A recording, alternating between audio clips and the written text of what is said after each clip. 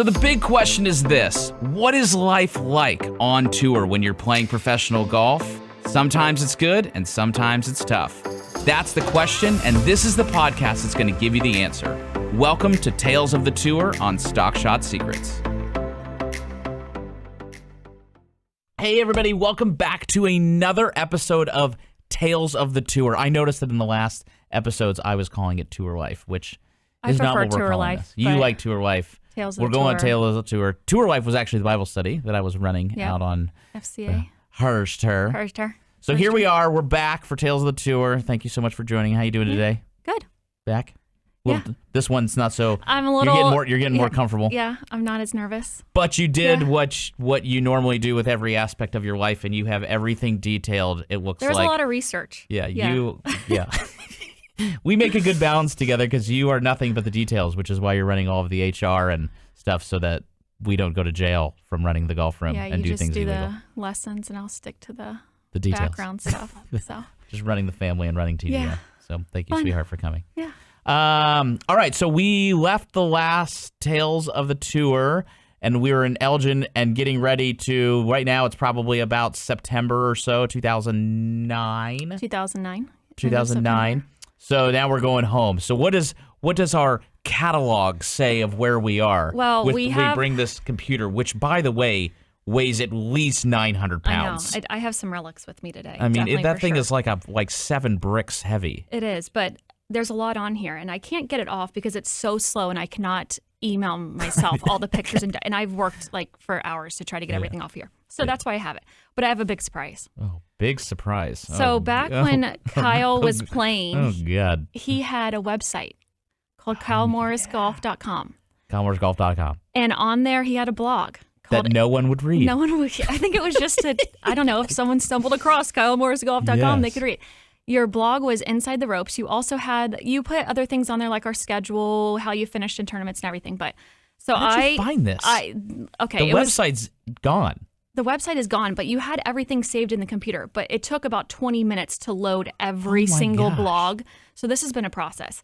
So we have a little bit of a correction from 2009. So I found this blog. The title was Bad Timing. And it's So November poetic. 1st, 2009. And it starts out, I just got back from my Q school experience. And to put it blatantly, it was a trip to Hades. Which is, Hades is the other side of, from what I understand, well, Hades is hell. It's hell. Yeah, it's hell on earth. So you did pre-qualifying at Lake Jevita. Yes. And then we went home to Arizona. Yep. Then you flew back to West Palm. Right. I came with you too. And this was in PGA Village. Yeah, PGA, I forget what it is. What course? PGA Village, there's like 7. Wanamaker. That's what okay. So this was my first experience. So I had caddied this entire year of 2009. Right. But this was my first experience running across like legit caddies on tour. Right. Because, I mean, when everyone goes to Q school, all these caddies just come and show up in the parking lot. Because people, I mean, the guys want like a tour they might not want a tour when they're caddies are different. They're a different breed. They are a different breed, but especially like the Corn Ferry mini tour. Nothing against those caddies. I mean, they're doing it for the love of the game. Yeah. And, you know, a caddying, as you know from lugging bags, it's a very humbling experience. Oh, totally. But I mean, they are doing it from legitimately living out of their car. Out of their car. I'm going to go to bed now in my car. Yeah.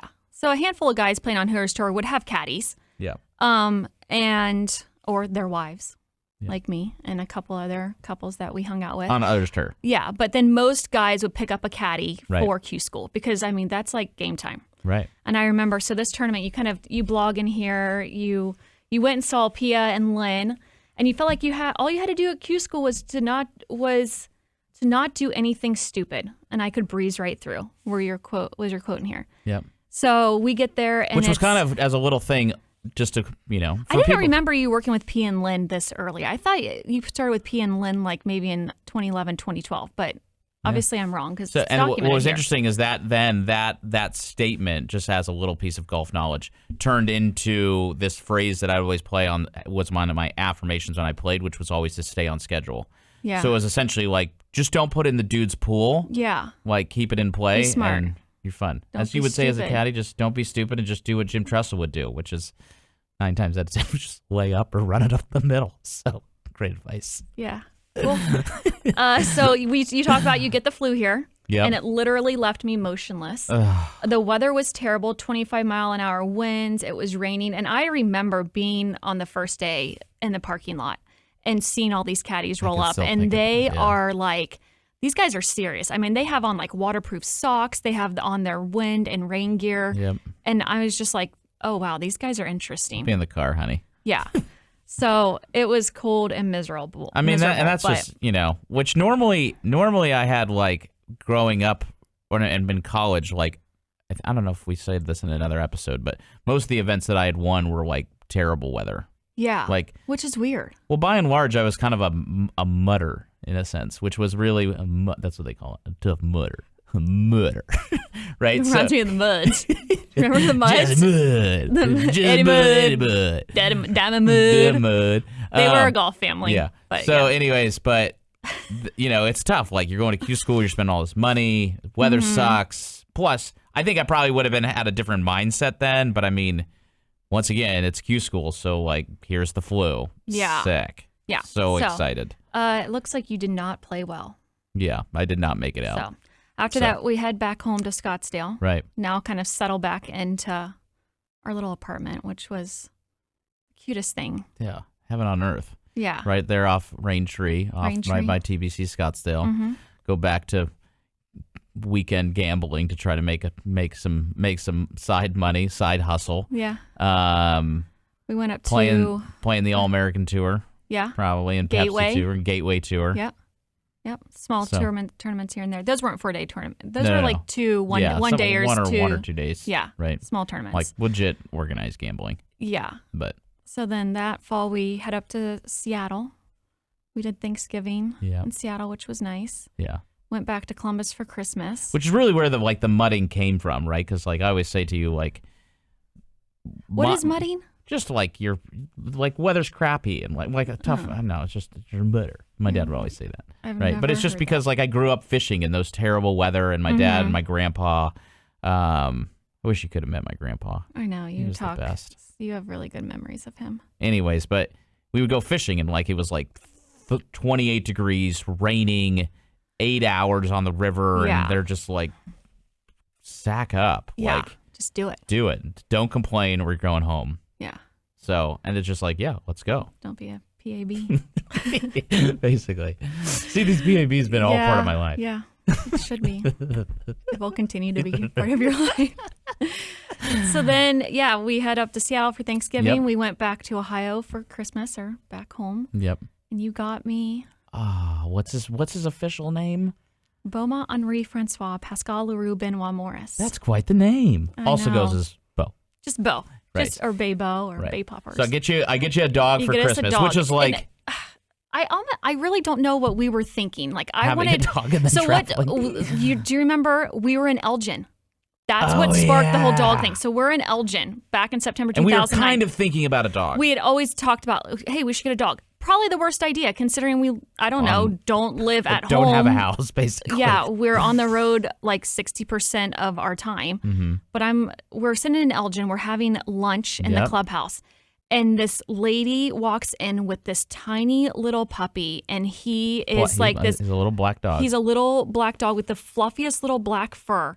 And I had always wanted to name a dog Beaumont, and you tap my shoulder, and you're like, turn around. And I turn around, and you're like, look, there's Beau. Yeah, and we both were like, oh my gosh. And I remember we talked to him, we're like, what kind of dog is that? And it was some type of doodle.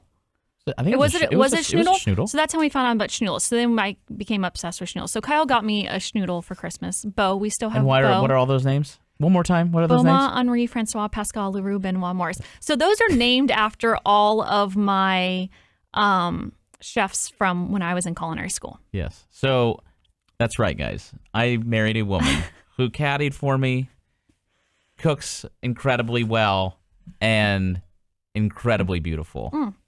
Thanks. So, which is why I said, if you like it, then you got to put a ring on it. Yeah. So we get this dog, and you surprised me on Christmas morning, and Beau's amazing. He's 14 now, and such a bro. He's such a good little guy. Isn't it amazing though? Like I was actually thinking about this the other day. Like nothing against Beau. But it's amazing how at that time when you get a dog, how much you love that dog. And for the he was people, our life. It's everything. And it's also like he is. I go this story, but he's everything. But then it's like that feeling compared to a kid, right? Oh yeah. Where you and I would be like, you can never love something more than I love Beau. Yes. And it's like, but then you have kids. Yeah. Right. Hey guys, I hope you are enjoying this episode of the Stock Shot Secrets podcast. If you are enjoying it, be sure to like this episode. Be sure to subscribe so you can always see when they're coming out. And most importantly, if you would be so kind to be able to share this podcast with other passionate golfers who are trying to get better and build stock shots, because it grows through you sharing it. Thank you so much for tuning in. And now back to Stock Shot Secrets. And it was so funny. I remember of Beau, my story with Beau was always like, you'd be like, everywhere you would go, it'd be like, hey, come here, Beau.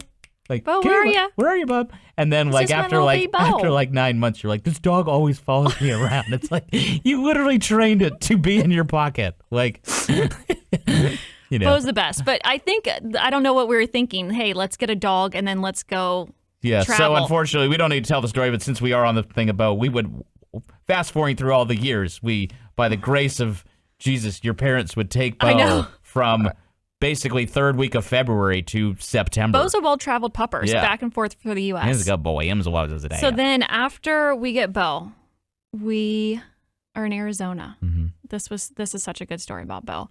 And we wake up one morning. It's Super Bowl weekend, I think. And you are just like, fried. Yeah, you went up to California. You did a couple qualifiers in January. So what had happened is I had gotten deflated from Q school, from that. I had gone to the Farmers Insurance qualifier, had basically like lost in a playoff, which is another story, because it happened a couple times, and just was kind of just practicing a bunch and just grinding, and it was. I think it's normal. It's just you just go like, man, I need a vacation. We were at a Japanese restaurant. That's where we figured it out. Okay. Oh, and we're like, oh yes. I remember. Right there at Kierland. Yeah. So we're like, let's go camping tomorrow. We have no camping gear. Let's go camping. I go, but for our wedding, we got some gift cards. We got a ton of gift cards to Bass Pro Shop. Yeah. So we wake up the next day, and we're like, let's go buy everything we need. Come on, Beau, you're coming with. Yeah. So we go buy a 20-foot tent. Which we still have. Not a simple one. Not a little 3 thing, but we go, let's get one that you get like two king mattresses. So this is 15 years ago. Yeah. And we still have that tent. We use that tent for camping. Camp in the backyard with the kids. Tents are one of those things that aren't changing. It's like toilet paper. And the thing is like brand new. We've taken good care of it. Anyway, so we go down to Bass Pro Shop, little puppers in tow. Yep. And we literally go and buy everything we need to go camping, because we're going to Bass Pro Shop and then we are leaving town to go camping. Right. Tortilla Flat. We went to the Tortilla Flat, which is, if anyone has been to Tortilla Flat in Arizona, it's a pretty cool spot. I mean, it's like literally a small, it's not even a town. I think there's an old post office from literally the gold rush there. Yeah. But you are in this canyon. Yeah. And the campsites are set up above, like literally on the bluff of this canyon. Yep. And the river is down below. I'm not sure what river, but oh man, do you remember the road getting up there was like literally, it was horrendous. Was it? Yeah. And so I do remember driving there. And I'm like, oh, there's water in this state. Yeah. Because there's a I don't know what lake we were it is, in something. Not the Colorado. The Colorado runs to the other side. But then it starts. I remember that night. Oh, do you remember the night? Yeah. Hold on. So we set up our tent. We make our little dinner. And Beau's camping with us. The dinners that you would make camping were so good. So good. We full on like camp. Like we did not it wasn't like hot dogs. Yeah, we were like. Is it glamping? I mean, we were glamping. Right, yeah. But you would make those potatoes that were in the foil, and then we like burn them so they're crispy, and then you'd usually make campfire potatoes. And then the apples. Yeah. You take apples. We should go to lunch after this. I know, it sounds good. Take apples, dice them up, and then you get what are called bullseyes, and they're the little caramels with like the cream in the middle. Yeah, and I would put a little bit of butter with the apples, cinnamon, a little bit of sugar, and then the caramels, and they would melt on top, and then you had like this caramely apple dessert. It was so good. Oh my gosh. So we have Beau with us, set up our tent, and we can't get our fire going, remember? That's right. And we went and got, I forgot about that. Yeah. We go to the guy and we go, hey, do you have any gasoline? He's like, there's other campers there. He goes, I got like chainsaw oil or something. So he's like, we put it on. It's just like, yeah. And Beau, he's so tiny. Yeah. So then, but that night, remember, it just pours down rain. But we have to you're in the canyon and the wind is whipping and it's like scary. And then we hear the coyotes, and they are howling. And I don't know how close they were to us, but ricocheting off the echoes in the canyons. I mean, I think they were basically in our tent. I think that they were literally, their noses were trying to unzip our tent. All of about 5 pounds of him at this time. He scared him away. Yeah. Beau was like, get out of here. It's my mom and dad. I'm the boss. Scram. So, yeah. We took him camping and then... Oh, and then I had met... before that, I had met... Because that was the Super Bowl. That's when I met Terry Metzger. You had met Terry like a few months before because we actually ended up going to NCCAA that year for the first year. Yeah, and I don't know if I might be repeating myself from previous episodes, but... For those that didn't know like really how this worked, I had by the grace of Jesus, like I had been introduced to a group of guys who had really wanted to like walk beside me in my journey to play professional golf, right? So Terry was one of them, and Steve Kashani and Larry Zonka, who just passed out the Super Bowl trophy last week. John Fowle and Mark Kaufman, these guys, and they were helping us so that essentially you could travel. They were super supportive of us team. Traveling together. And Terry was one of that. So after that we went out and went to his house. We watched the Super Bowl at his house. Yeah. So that kind of puts us. So now we're in January, February. And then your blogs are still coming out. They're interesting. They're alive and well. I'm not going to read them all, but you have some good blogs. They just really kind of talk about you playing in a tournament and then how you did and everything. What was interesting with the pee on win thing and Beau, since these two things are tied, because it's kind of when we started, was that, do you remember how I'd use that product called M-Wave and I'd have that thing on my earweb? Yeah. So it was always funny because I remember pee on win. So essentially for you guys listening, so M-Wave is essentially measuring what's called your cortisol levels and your DHEA levels. So DHEA, as you guys heard, is like what I've talked about in previous episodes, is like the emotion that makes you feel really, really happy. Cortisol is where you want to wrap a club around a tree. So they were always like, I wonder if you would put, because I was obsessed with Beau at the time, they're like, I wonder if you'd put like the M-Wave on Beau. Remember I put it on his thing? Yes. And he was always in the green. Yeah. Dude had so much DHEA, didn't know what to do with it, overspilling. So then it's figuring out what is the emotion, and you guys need to have this. What is the thing that you can do? Because as you know, I'm a very big believer in controlling. You feel what you focus on, right? And you can control, like, having bad days should not exist because I just have to change my focus. So, like, when I was playing, my DHEA Kickstarter was to talk to Beau. So it was like, babe, Bob, I'm such a good boy. I'm a good boy. And that would immediately create smile. And then when I do that, it releases the DHEA. Chill out. It's like, he's a good boy. I'm as well as a day. So on your bad shots, you're thinking about Beau. Yeah, I hit a bad shot. Oops, shank. Hands like a boy. That's like a boy. Walking down the fairway. This is a lunatic talking to. Just think about his dog. Right. So anyway, so now we're where are we at now in our chronological order with all of your notes? You filmed I have in here in one of the blogs, you filmed a Bushnell commercial. I remember that. So now I had met Stan. You had met Stan, and the two of you, how did that he was with Bushnell. So Stan was with Bushnell. I had met Stan I had met Stan through Ben Boast. Ben and I were in the same, Ben ran the Bible study that we were in, and Kevin Streelman was in it, and Tom Lehman, and he had connected me with Stan, and then Kevin had connected me with P and Win. So it was all this triangle of networking of just, that's kind of how the world works and how life goes. But Stan was shooting that commercial for Bushnell at Firestone, which for a 23-year-old kid to be like in a commercial. Fire Rock. It was like, oh my gosh, this is amazing. And I got a Bushnell out of it. I was like, oh my gosh, this is great. Yeah. $500. That was cool. I remember being like, wow. Yeah, it was so cool. You're like big time. My husband's famous. So do that Bushnell commercial. That was awesome. And that was Stan and I we had been working together for a little bit of time, but not, it was still kind of early in our venture. Yeah. We just dropped that podcast last week. I know. It was good. Yeah. I love Stan. Great guy. Yeah, super nice. So then we head on the road. You went to Fernanda Beach. Then went to Where's Fernanda Beach? Florida? I don't remember that. It's in the blog. It's in the blog, so it's right. It's in the blog. It's in the budget.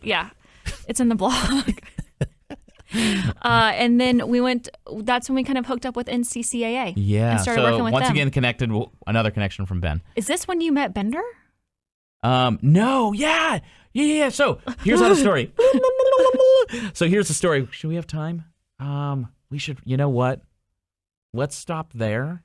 Let's come back and pick up right this because this is a good one. This is an epic. This is the start of the love between Kyle and yes, gosh, Bender. I love that, man. But this is like I've been born again through the Benderized system at this moment. He Benderized, yeah. That doesn't sound too good, but it's funny. All right, thank you guys so much for tuning in to another episode of Stock Shot Secrets with our series of tales from the tour, not tour life, but we can maybe it's a little asterisk. So be sure to check into the next episode of Tales of the Tour where we get into the epiphany of me being enlightened and actually learning how to build a stock shot. Hey, thank you so much for listening to the latest episode of Stock Shot Secrets. I would love to invite you to Columbus to come see me and hang out with me and build a personalized plan for you and your game. If you would want more information about building your personalized plan and coming to Columbus and hanging out, just email us at info@thegolfroom.com and we will get back to you and set your visit for an epic red carpet experience at TGR in Columbus, Ohio.